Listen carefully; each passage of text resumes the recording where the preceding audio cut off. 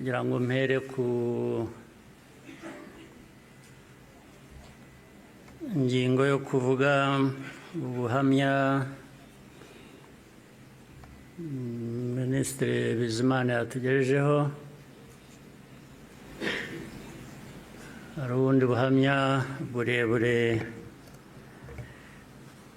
burimo amateka akomeye Theoneste n'amaze kutugezaho. Ibyo twumvise byose bifite aho bishingiye,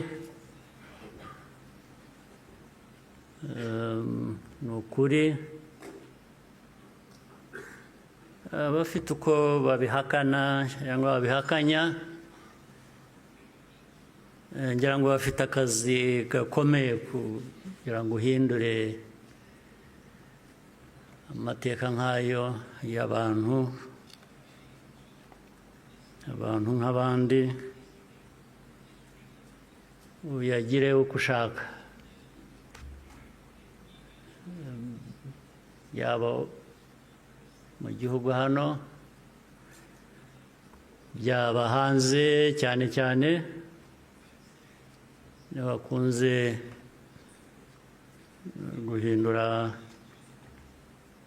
aya mateka yacu ku mpamvu zitandukanye.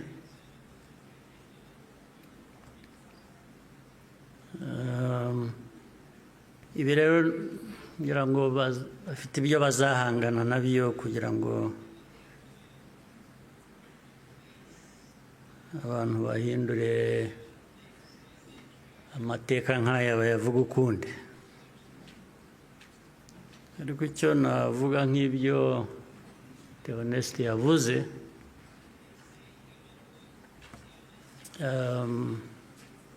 ibihe byo birahinduka, ibihe byarahindutse.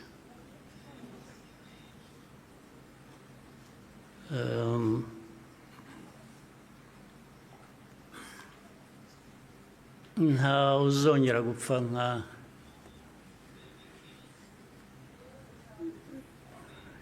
nk'uko Theoneste yabivugaga, n'abapfuye cyangwa nawe uko yapfuye. Buriya yarapfuye, kuba ariho ni nko kuzuka, ariko nta wakongera gupfa kuriya. Impamvu kandi mu zindi nyinshi,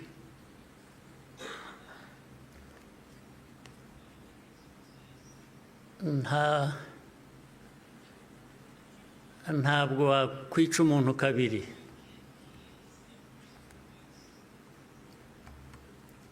Ubigerageje azakwica mbere yo kumwica. Ubwo turi aha mutureba, bamwe bajya bashinyagura bavugira hanze. Igihugu cyose, igihugu cy'u Rwanda ureba, ntabwo gishobora gupfa kabiri.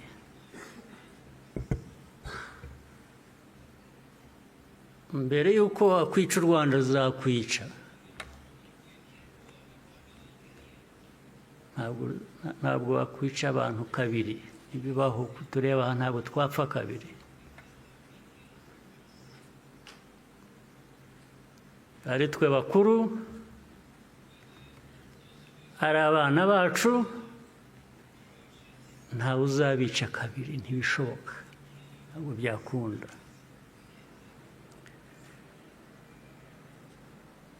Tuzabaho nk'uko abantu bakwiriye kuba babaho, nk'uko abandi abo ari bo bose babaho, byanze bikunze. ntawe twabisaba kubaho, ntawe.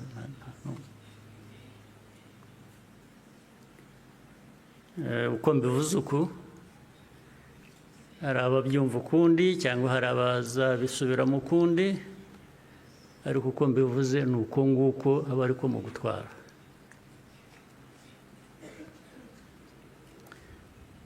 ndabasaba rero ngo nkomeze ijambo ryanjye mu rurimi abashyitsi bamwe hano bumva batagombye kubasemurira cyangwa se benshi cyane bari hanze bafitanye isano n'amateka yacu, harimo n'abo bayahindura bakayagira uko bashaka. Ndagira ngo mvuge mu rurimi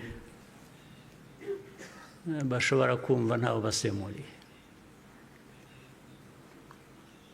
Muranyihanganira.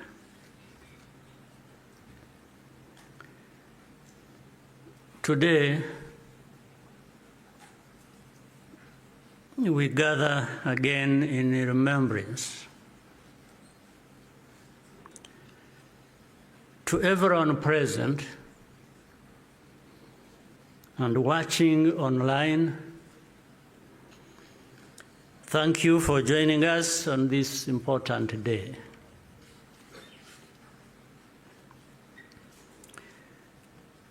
We deeply appreciate the friends who join us every year in person or in spirit without fail. I thank the survivor who has just spoken.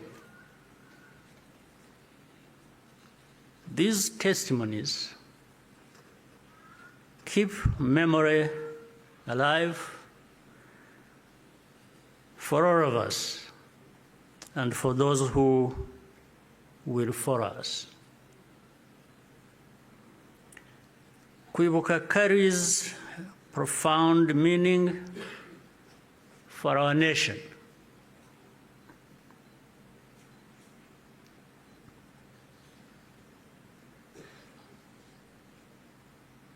It is how we confront and overcome the divisions that nearly destroyed us. This day empowers us all. We draw on the strength of survivors who provide the reservoir of humanity that feeds our nation's soul.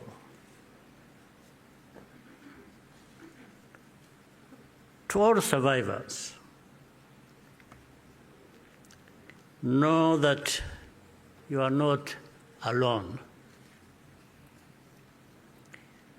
We stand with you always. Everything we have achieved was only possible because all Rwandans decided to join hands in a common purpose. We honor the role played by every Rwandan in our country's rebirth. The reality of the genocide is clear for all to see. The ringleaders were convicted in international courts with rigorous evidence. The Gacaca process documented the course of the genocide in every single village and neighborhood in Rwanda. Over 50 million handwritten pages were produced during the 10 years of Gacaca. Right here, where we are standing, 250,000 victims of the genocide are laid to rest. And in 2018, the United Nations General Assembly adopted a resolution that called the genocide against the Tutsi by its proper name, with the support of every member state but one.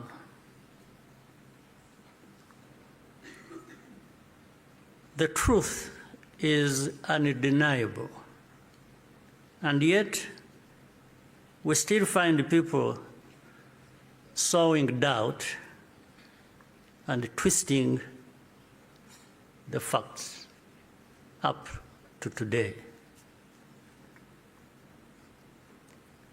This is not just a matter of ignorance, but something much deeper. It means that the risk of seeing history repeat itself is a constant danger if we allow ourselves and our friends to become indifferent. Genocide denial begins long before the genocide itself is committed. There is a pattern of looking away from the warning signs or taking them lightly. Hate speech turns into hate acts, dismissed as expressions of popular discontent. Behavior that should be immediately condemned is rationalized and minimized. The preparations are masked by narratives of popular grievance and fear. In the process, a moral equivalence is created between the targets of the genocide and the planners of it. All of these elements were present in our own story.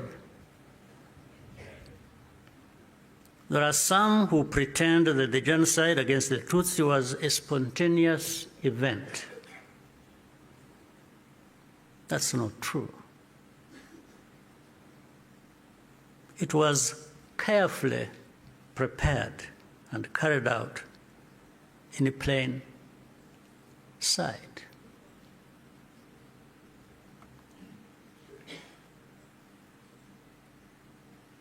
Regrettably, some who spoke the truth at the time and who were even eyewitnesses later became peddlers of distortion, mainly for political reasons. Militias were openly trained and indoctrinated in hate. Weapons were imported in large quantities, and Rwandans who opposed it were threatened or killed. Before 1994, communities were subjected to waves of smaller massacres meant to normalize the killing and also to measure the reaction of the wider world. And with only a few heroic exceptions, the world was unconcerned until it was too late. In the early 1960s, after countless Tutsis were killed or forced into exile, international voices such as Bertrand Russell, to name just one, described it as systematic extermination. The pattern continued in the 1980s and early 1990s. When Tutsi communities such as the Bagogwe in the northwest were targeted in organized attacks,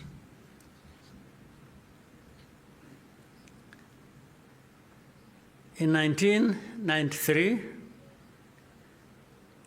a commission led by Jean Krabner investigated these atrocities. After documenting mass graves and the involvement of state authorities, they concluded that a genocide was being prepared. In the same year, the UN Special Rapporteur,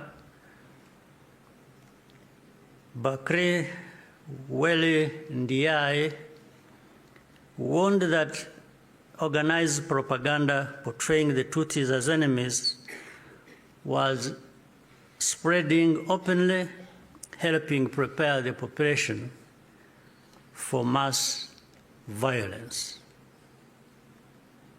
In January 1994, the Command of the United Nations Mission in Rwanda sent a fax back to headquarters in New York with detailed intelligence that in Interahamwe were stockpiling weapons and compiling lists of Tutsis to be killed. He was then ordered to share the information with the very government which was preparing the genocide and to take no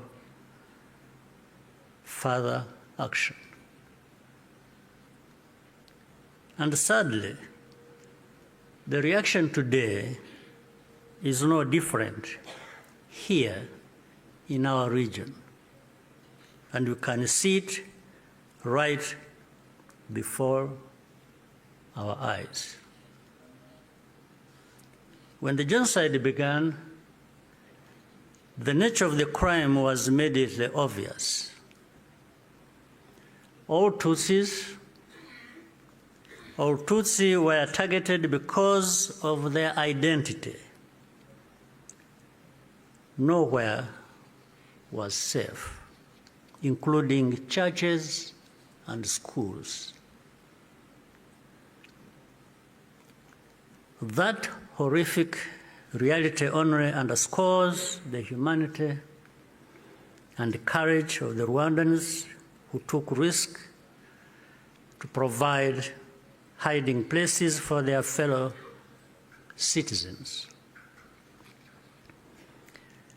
The reaction of the international community was to evacuate foreigners and withdraw most peacekeepers.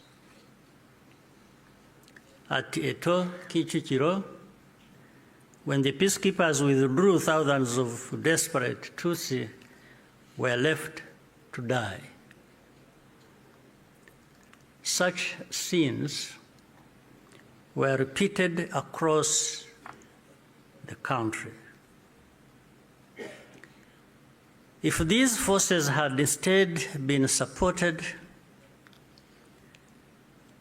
to protect Rwandans, the killers could have been deterred and many people would still be alive. The lives saved by the United Nations peacekeepers who were allowed to remain makes clear how much more could have been done with the political will.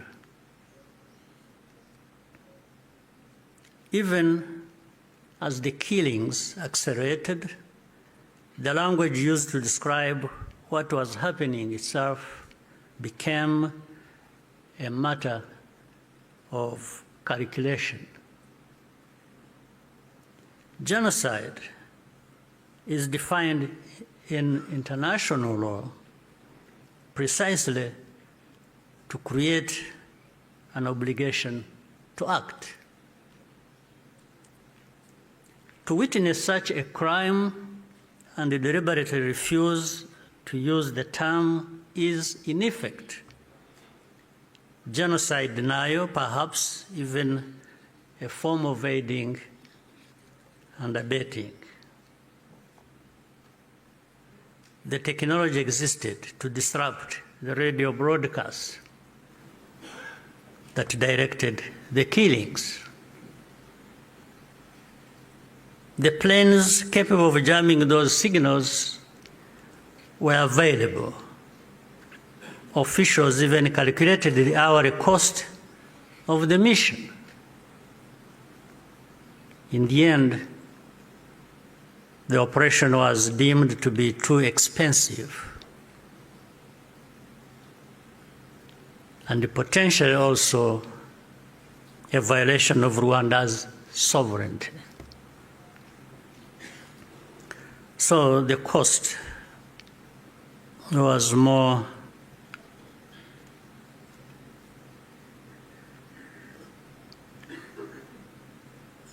it became too expensive. It was more expensive,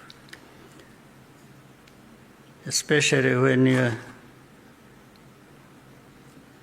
in their minds those lives are really worthless. So our lives were worth nothing. That's fine. For Rwandans, the lessons have been brutal.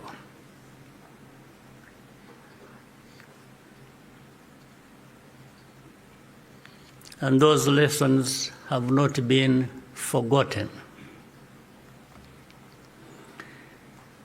If our lives do not happen to align with someone else's interests, they are not worth saving. That's fine.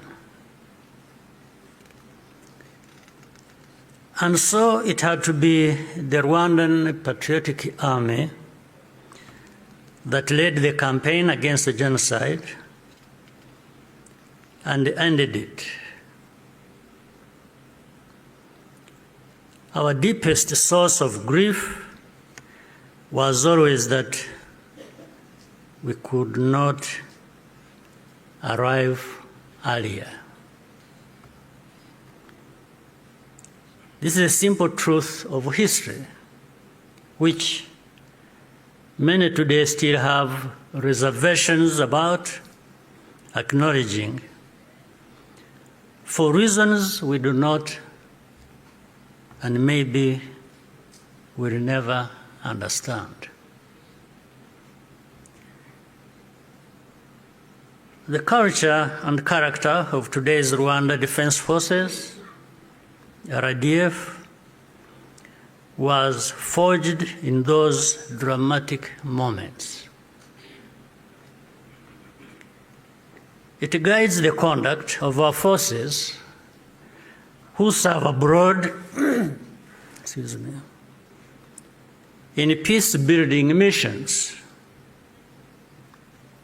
earning universal respect. Indeed,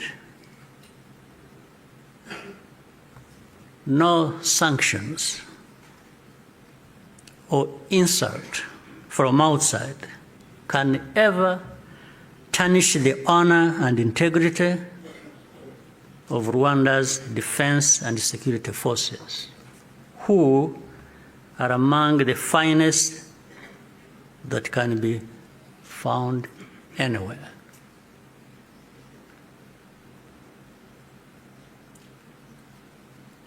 I look forward to raising this matter of sanctions at the highest level to understand the basis for such an injustice.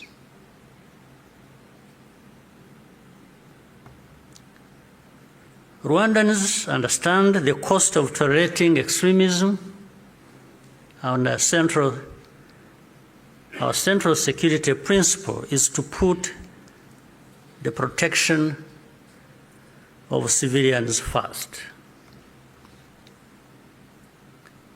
After the genocide, Rwandans chose to rebuild our country together. With that came a promise to never let the politics of genocide take root ever again. I tell you, genocide cannot happen here again. It won't happen.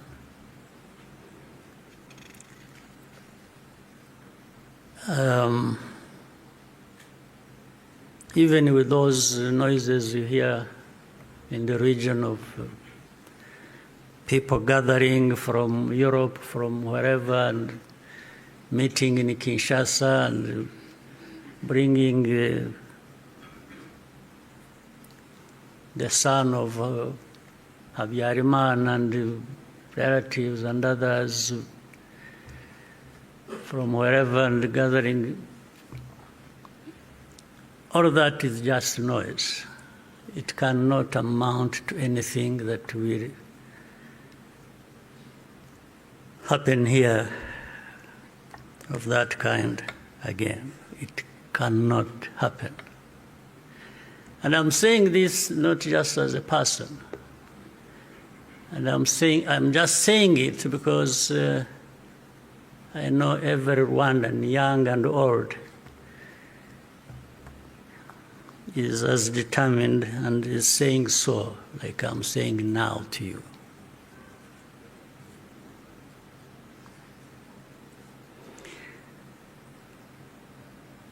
Along the way, Rwandans faced constant criticism and many attempts to twist our history. But the power we will always have is to use our minds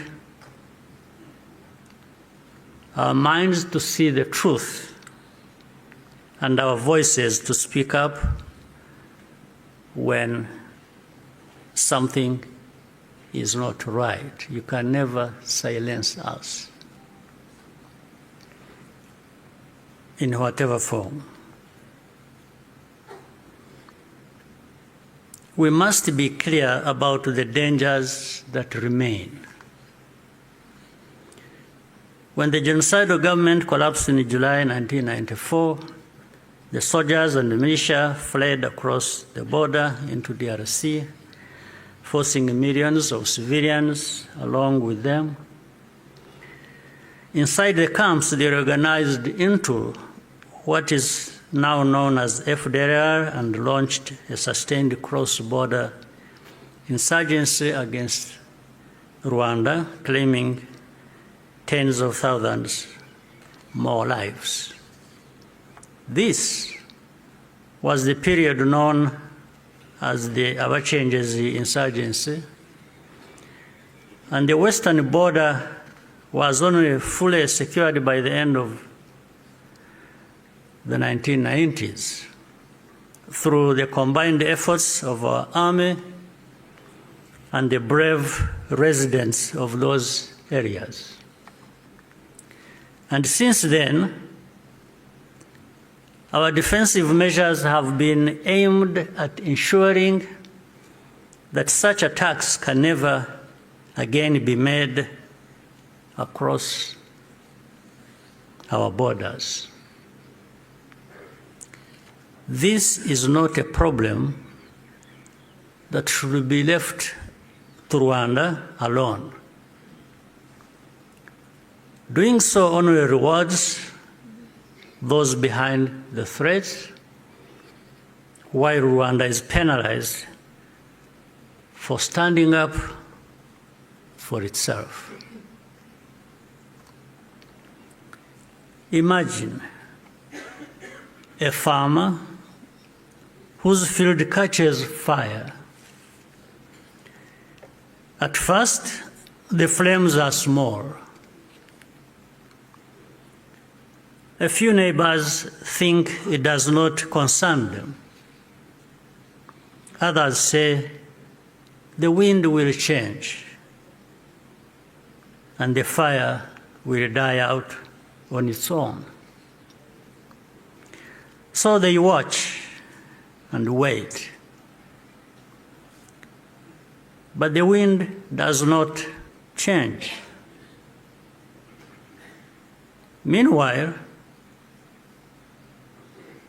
a pyromaniac is secretly adding fuel to the fire.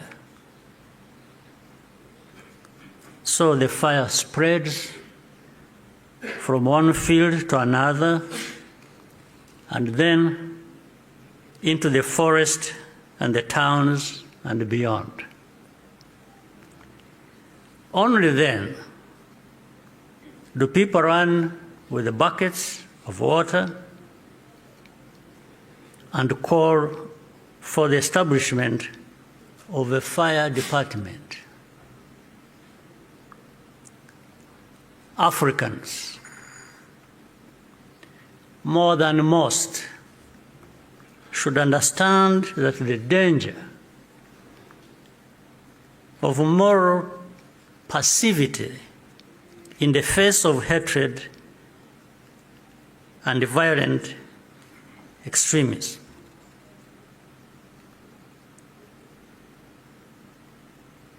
We should understand that danger, especially in the face of hatred and violent extremism. Africans, more than most, we must be reminded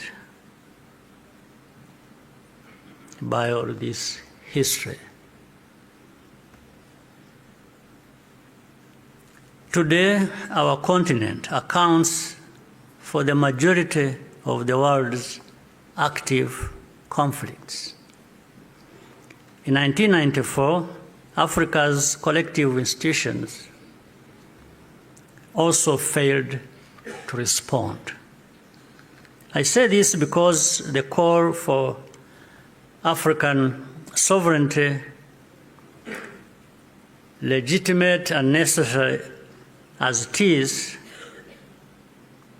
must also mean that African institutions act decisively when Africans are at risk. Bad actors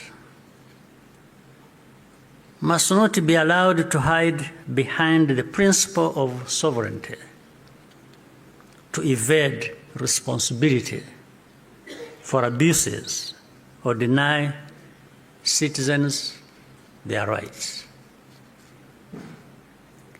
We cannot afford to repeat the mistakes of the past.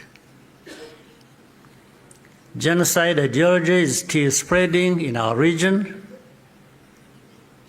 Left unchecked, it has the power to take us all backwards again. There are those who claim that Rwanda exaggerates,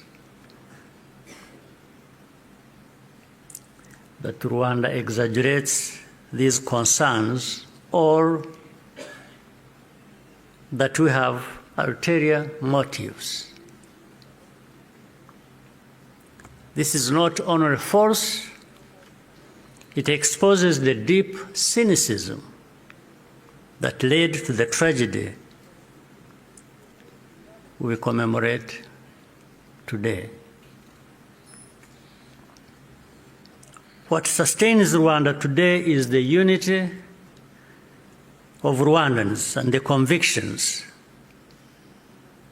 that, like all people, we have the right to live in safety and dignity and at peace with all our neighbors. What we ask is for partners to join with us to fight extremism, rather than punishing Rwanda for defending itself. We owe future generations of Rwandans more than survival. They deserve to inherit a secure, united, and bold country and an integrated and confident Africa. We invite you to stand with us in remembrance and also in action. I thank you for your patience and kind attention. Murakoze cyane.